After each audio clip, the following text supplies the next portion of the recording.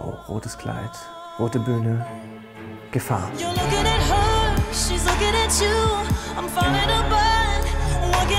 Dieses rote Kleid sieht so ein bisschen aus wie aus Desperate Housewives rausgeklaut. Allerdings wird es nach der Hälfte ein bisschen langweilig, ne?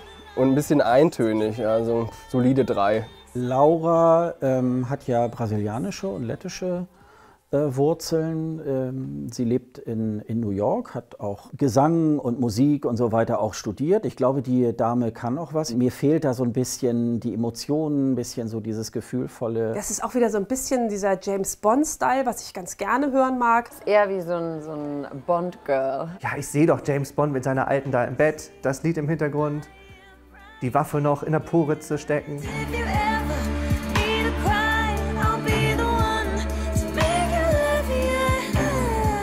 Der Song eher langweilig, aber eben eine gute R&B-Ballade. Und wenn sie das gut live singt, dann kann es sehr überzeugend wirken.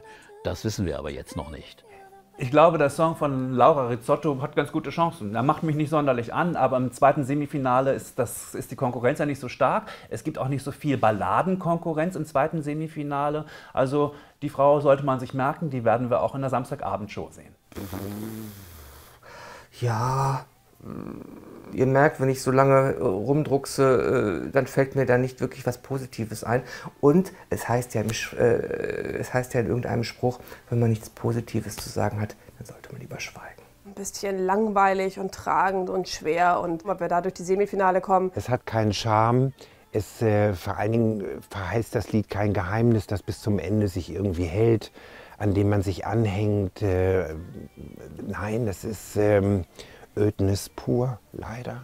Ich finde, Laura ist echt eine gute Performerin. Also dieses Video aus dem Vorentscheid sieht wirklich top aus. Könnte man im Prinzip 1:1 so in Lissabon auf die Bühne stellen. Man braucht einfach Songs, die polarisieren. Also sei es jetzt total negativ sind, dass Leute das als Spaßbeitrag verstehen und deshalb dafür anrufen, oder irgendein anderes Herausstellungsmerkmal hat. Der Song ist irgendwo so in der Mitte. Ich kann mir vorstellen, dass den viele gut finden, aber eben vielleicht nicht unbedingt sehr gut. Und vielleicht gibt es eben dann immer irgendeinen anderen Beitrag, der noch besser ist.